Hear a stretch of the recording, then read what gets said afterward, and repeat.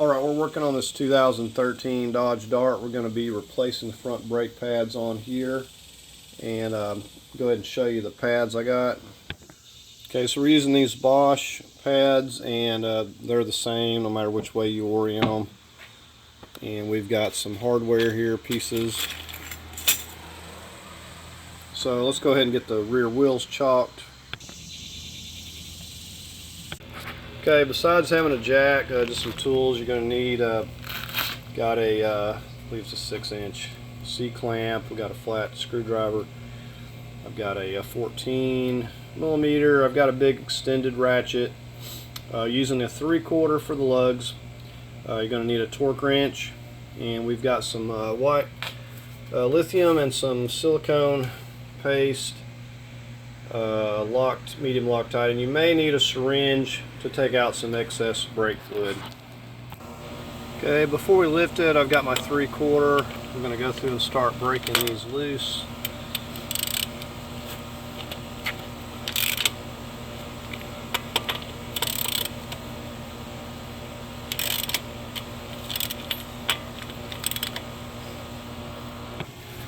Okay, I've positioned it right here on this part of the frame there with the wooden block. You could get under here as well, but I just got a hold of that. And I did fail to mention the jack stand. You can see we got a jack stand position right up under that. Okay, we can go ahead and finish removing the lugs completely. Now these are going to have basically, it's kind of like a bolt, studded bolt, whatever you'll see. So that's what that looks like. Now, one thing I don't like is this cap on here. These capped lugs are really bad to swell up and distort to a size that they don't even make. But 3/4 fit in these pretty good. So we'll just get the rest of these out.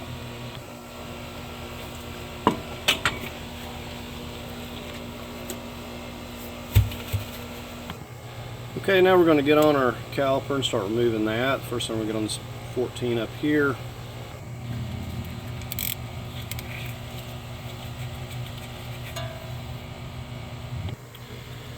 Okay, we'll get on the lower.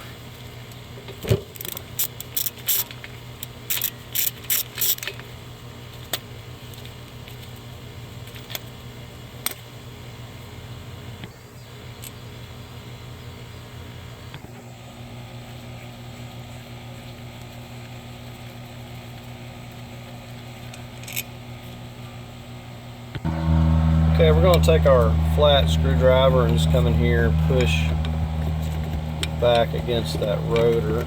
Just push that piston back as far as we can for the moment. Like I said, you want to monitor your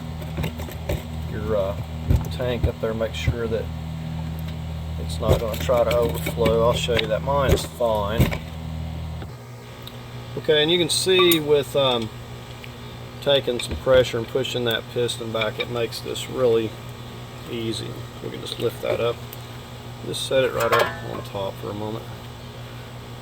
Okay, now we just need to worry about getting these off.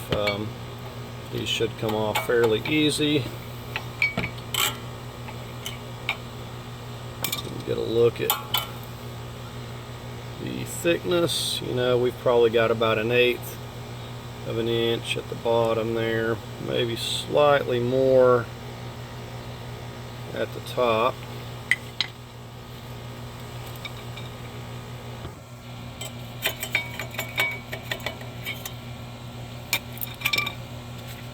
Okay, and you can see this one is a little bit better. This is really common where it'll have more wear in the front and the back, so you can't always go and you check the front and it looks okay. You can't always go by that. You really have to get them and look at them.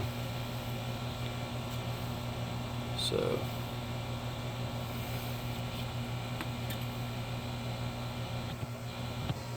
okay, so let's get this hardware off of here.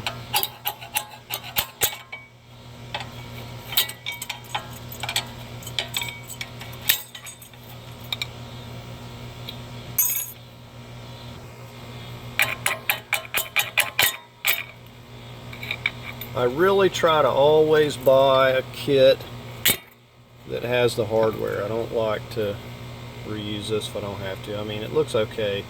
You could take a wire brush to it, but it's good to replace it. And before we put our new hardware on, we've taken a wire brush to this, clean this up a little bit, top and bottom.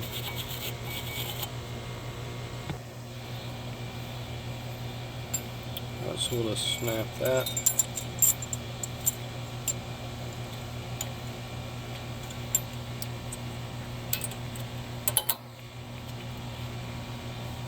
We'll do the same thing at the top.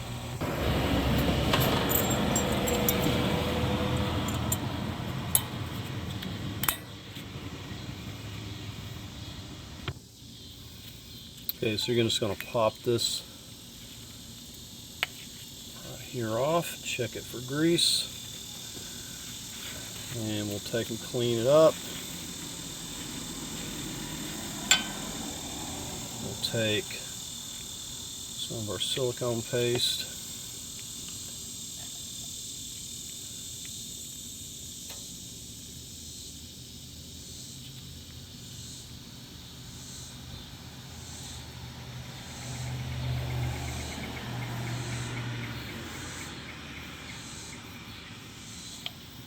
And we'll just pop that back in the bottom.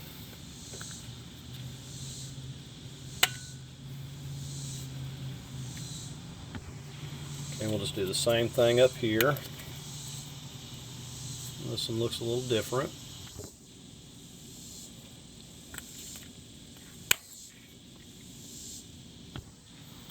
Okay, so we'll just go ahead and slip these pads in place. I'm just going to feed that.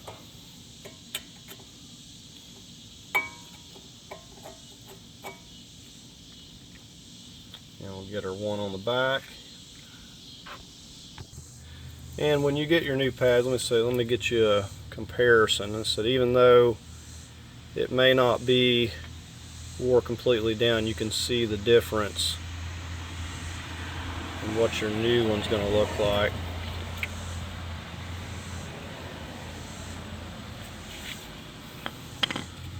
So we'll just go ahead and slip this one on the back, same way we did the front there. Okay, now I've just got a rag laying here, but what I like to do is take some of this white lithium and I'm going to spray it around this rubber boot here, and it kind of keeps it from, because it gets really dry, kind of keeps it from crinkling. I'm just going to kind of wipe that around it and get the excess. I feel like it helps to keep it from tearing. Okay, so like I said, we got it pushed back a pretty good ways just with that screwdriver, but we need to push it back farther because we got new pads. So we're going to get this on here. So we're just going to push it all the way back. So it'll go on our new pads no problem. Okay, so now we're ready to set this back on here.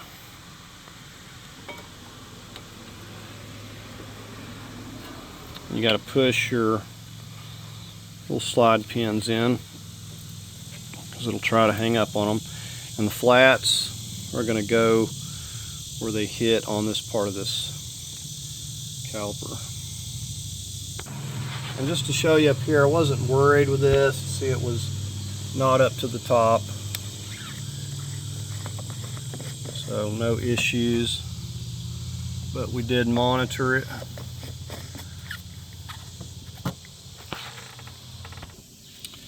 Okay, so we're going to take our first 14, get some Loctite. Just give this a lift up until it lines up. Just run it down by hand. Okay, and again we got some medium Loctite. Just wiggle it if you have to. Get it to line up, run it down by hand.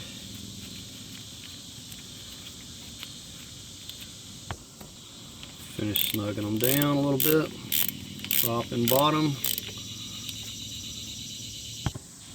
Okay, we've got our torque wrench. We've got it set to 20 foot-pounds. I'm going to have to get it oriented right here.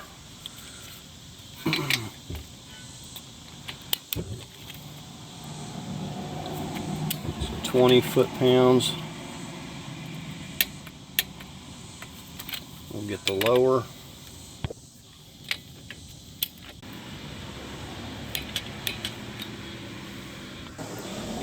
Now I took and wipe a little bit of my white lithium on this surface. That's not just to get it everywhere, just so this is not going to stick in the future.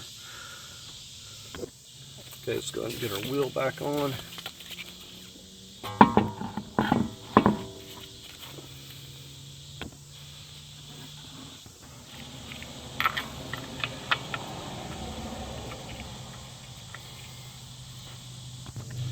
You kind of got to wiggle it to get the first one to line up there a little bit, get it straight and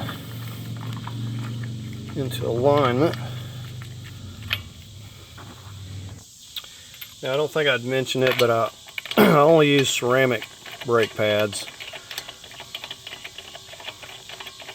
and basically it just helps with the longevity of the rotor itself.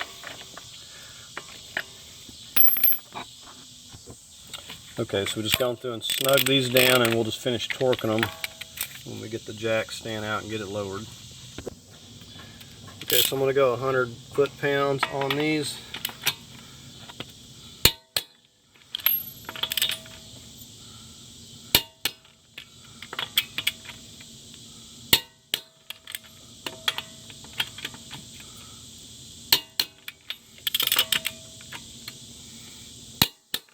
Just go back and double check it. Okay, before we remove our chocks, we want to make sure we've got these brakes pumped up and we've got a firm pedal. Now don't just mash it all the way to the floor. Just start off going about halfway down. You can actually ruin your master cylinder by mashing it all the way down. So I'm getting a really firm pedal right here, so I know that I've got the pistons pumped back out, making contact, or the brakes are making contact now. And of course you'd want to check that brake fluid and refill it as needed. You know, take it for a test drive, make sure everything is sounding good, and you can see how simple of a job this is. So that's going to do it for the video. If you found it helpful, please give the video a like. I invite you to subscribe. If you'd like to leave a comment, please do so. And thank you for watching.